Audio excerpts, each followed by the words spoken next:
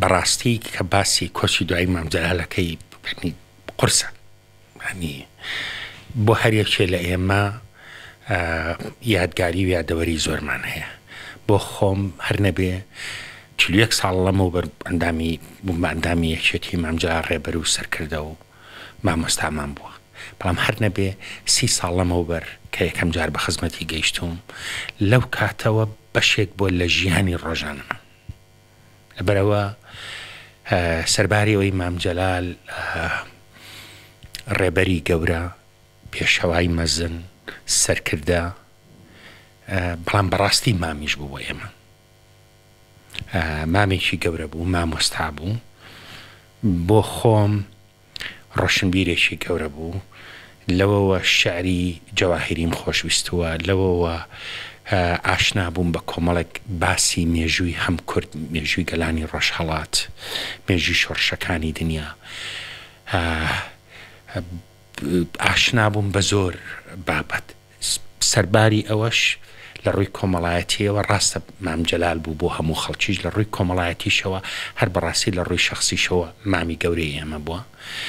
خەمخۆری هەمومان بووە. جێگەی زۆر دیارە بێ کە ئاوەڕ دەدەیتەوە لە مام جەلال و لە ژیانی مام جەلال، هەر نەبێت لە 50 ساڵی ڕابردووە، ئەگەر نەڵێم 6 ساڵی ڕابردوو، مام جەلال بەشێکی گیانەکراوەیە لە بەسەرهاتی خەڵکی کوردستان. ژیانی مام جەلال تۆماری مێژووی هاوچەرخی کورد و ڕۆژهەڵاتی ناوەڕاستە. کاکە ئارام مام جەلال لە گەنجێکی لە حڕەتی لاوێتیەوە چۆتە یەکێتی قوتابیانی ئەو سەردەم بۆ بە گەنجترین ئەندامی سەرکردایەتی پارتی دیموکراتی کوردی ئەو سەردەم. لەو سەردەما بە پاسپۆرتی مزەوەر خۆی گەیانۆتە چین، خۆی گەیانۆتە مۆسکۆ،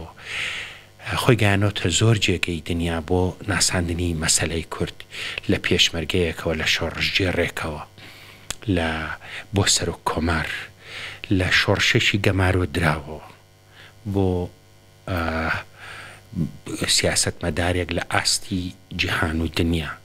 بەڕاستی بەسەرهاتێکی گەورەیە، نمونەیەکی زۆر بەهێزە لە ئازایەتی، لە بوێری، لە داهێنان، لە سووربوون بە گەیشتن بە مافەکانی گەلەکەی خۆی کە وەختی یەکێتیان دروست کرد. مام جەلال و هاوڵەکانی لە 75 سەردەمانێک بوو عێراقی ئەو سەردەمە سەدام پشتیوانی هەموو دنیای هەبوو، ڕۆژهەڵات و ڕۆژئاوا، ئەمریکا و رووسیا، شای ئێران، هەرچی دەوڵەتە عەرەبیەکان،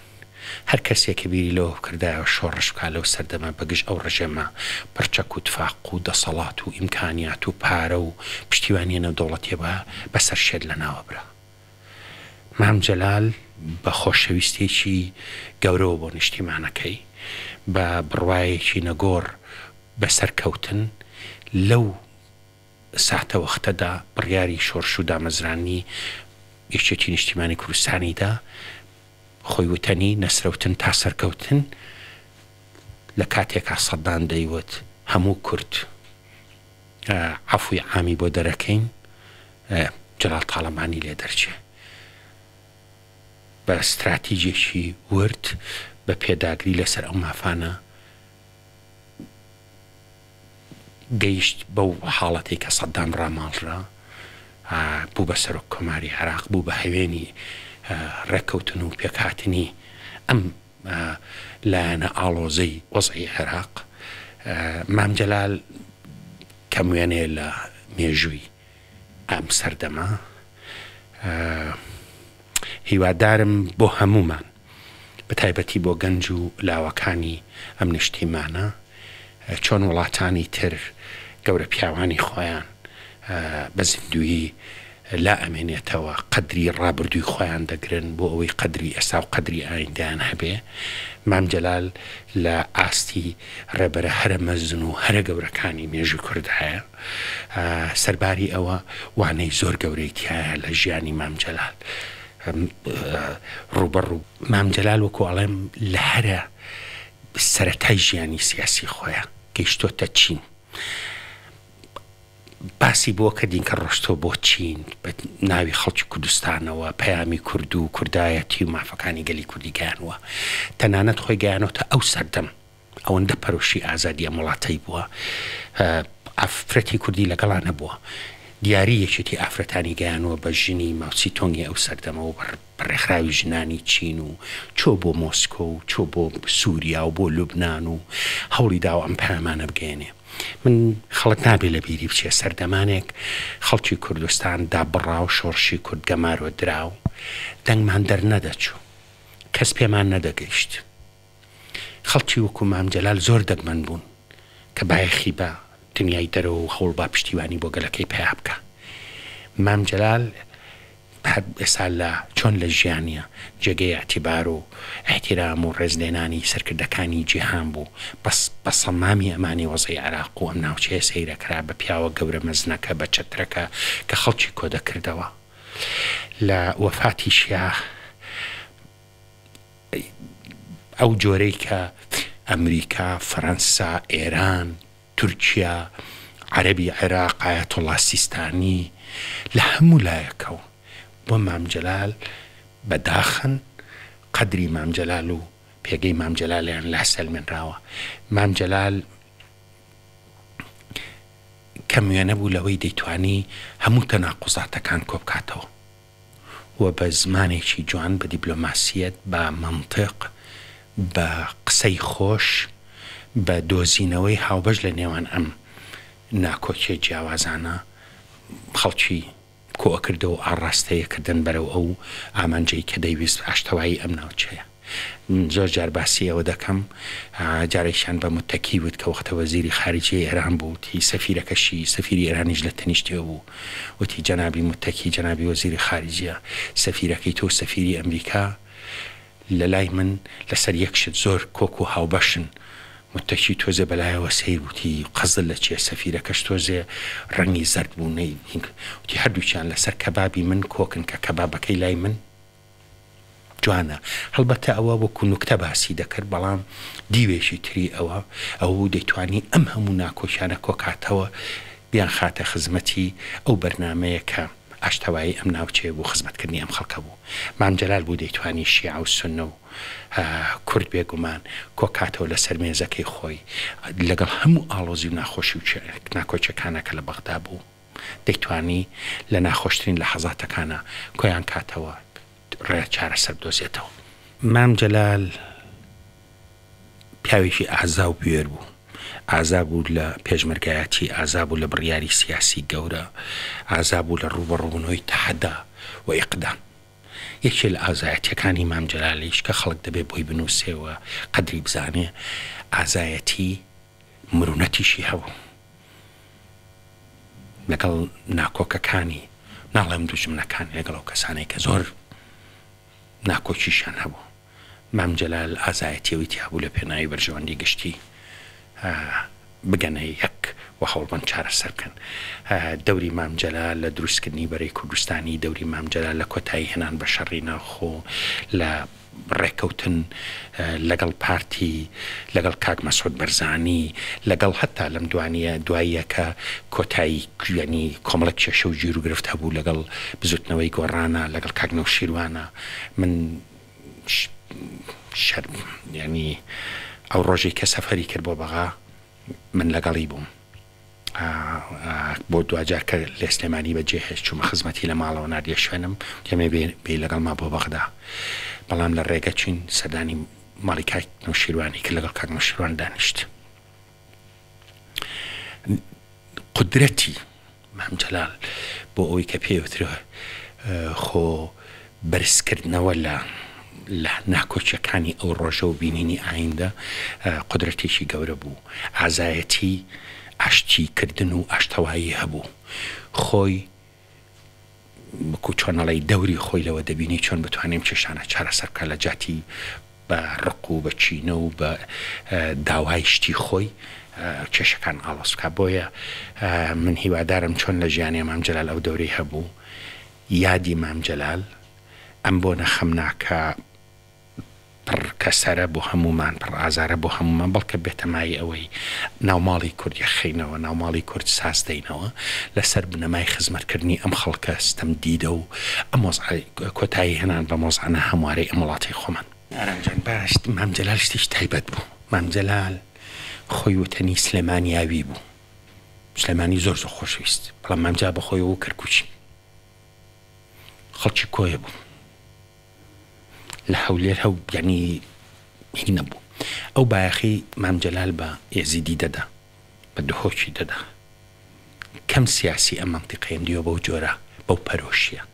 مامجا پیاوی کوردستانی بوو لەگەڵ پارچەکانی تری کوردستانە. مام جەلال دووبارەیە یەکەمەوە ئەم مەسەلەیە گرنگە بۆ هەر یەکێ لە ئێمە بەشێکی گیانەکراوە بۆ لە مێژووی هاوچەرخی ئەم میلەتە. لەبەر ئەوە هەموو تاکێکی کورد حتا ئەو کەسانەی کە جیاوازی سیاسیشیان لەگەڵیا هەبووە ناکرێ ئەو بەشە گەورەیە لە مێژووی ئەم میلەتە و بەسەرهاتی ژیانی تاک بە تاکمان مسابی بۆ ناکەین. بۆیە مام جەلال پێم وایە خەڵک زۆر ینی لەگەڵ ئەو ڕێیەم میلەتی کورد میلەتێکی بە ویژدانە میلەتێکی بە ئینسافە قەدری خەڵکەکانی خۆی و سەرکردە و پیاوە گەورەکانی خۆی دەزانێ. مام جەلال کەمیوێنەیە ولا لەو ڕۆژێ نەخۆشیش کەوتووە جێگە و پێگەی مام جەلال زۆر دیارە زۆر دیارە. ڕاستی ئەو وەزعی ئێستا ڕوبەڕووی ئەم وڵاتەمان بۆتەوە وەزایکی ناجۆرە وەزایکی خەتەرناکە مەترسی گەورە لەسەر ئەم وڵاتە هەیە. بڕیاری ژیر و مەدروسمان دەوێ بڕیاری هێمنمان دەوێ. ئەم دابەشکاری لەم کۆمەلگا هەیە زۆر مەترسی دارە. وەزعی قورسی ژیانی خەڵک نابێ نادیدە بگرین. من بە دڵنیاییەوە پێت دەڵێم چی بکرێ بۆ ئەوەی ئەم ناوماڵی خۆمان یەخینەوە ساز دەینەوە بۆ ئەوەی بەیەکەوە بتوانین لەم قۆناغەم ترسناکە دەرباز بین هێزەکانی میلەتەکەی خۆمان لە جاتی خەریکی خۆمان بین بۆ بەدیهێنانی مافەکانی خۆمان کاری بۆ بکەین. وەختێتی جدی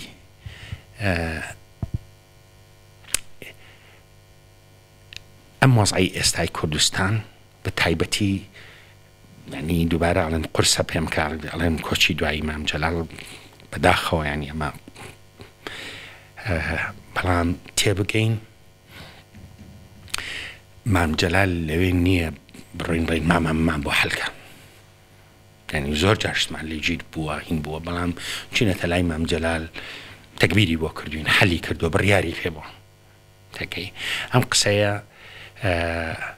هەموو لایەنەکان کاتێتی کاری بۆ بکەین پێکەوە تەکبیرە بکەین لە مۆزها برینەکانی خۆمان ساڕێشکەین تا ئەو ڕادەی ئەکرێ من ناڵێم کۆتایی بەر هەموو ناکۆچەکان دێ سان واقعی بێ بەڵام دیسانەوە کۆمەڵێک بەرژەوەندی جدی خەڵک هەیە نان و گوزەرانی ئەم خەڵکە ئەمنیەتی ئەم خەڵکە وەزعی دەولی وەزعی ئیقلیمی وەزعی ئەمە لەگەڵ عێراقامانە پرسیاری نیشتیمانی زۆر گەورن کە پێویستی بە یەک ڕێزی ئەم وڵاتە هەیە. هەرێکە لە ئێمە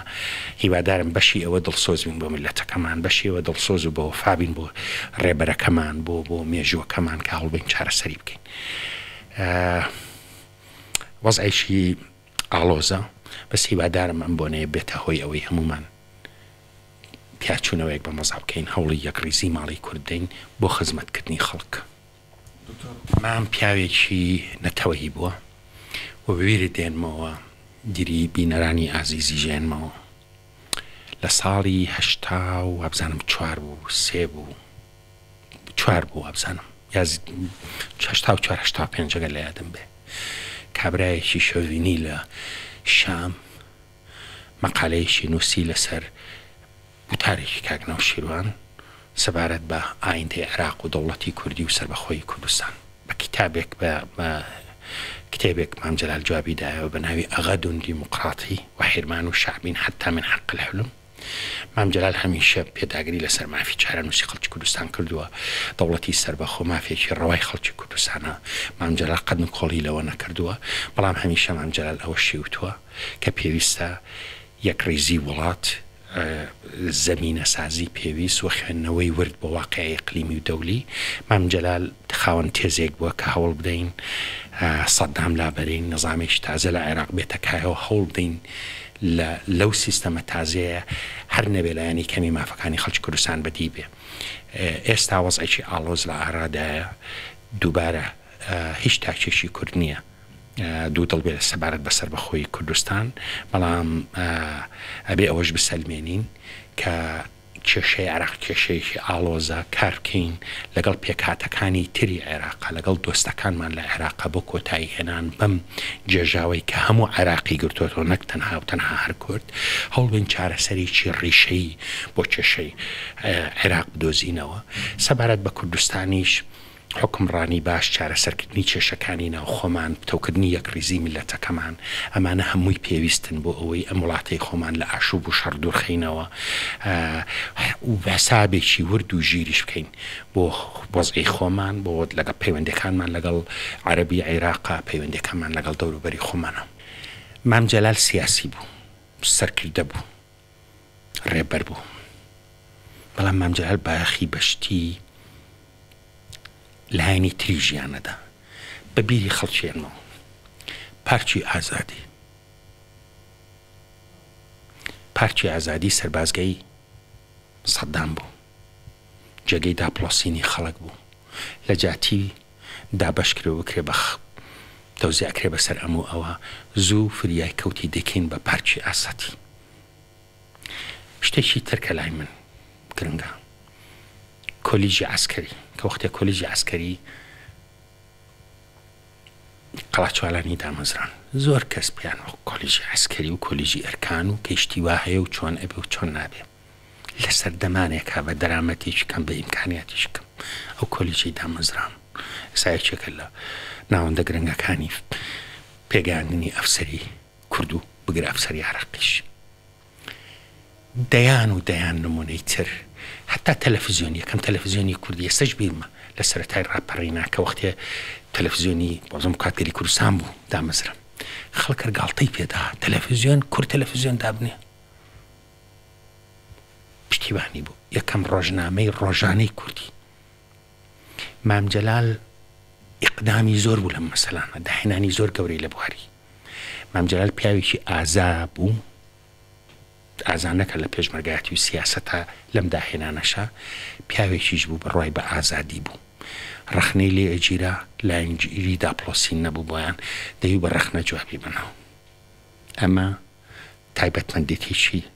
گەورەی مام جەلالە وەکو سەرکردە و ڕێبەرێکی گەورەی ئەم ڕۆژهەڵاتە لە ڕۆژهەڵاتە وێنەی واکەمە.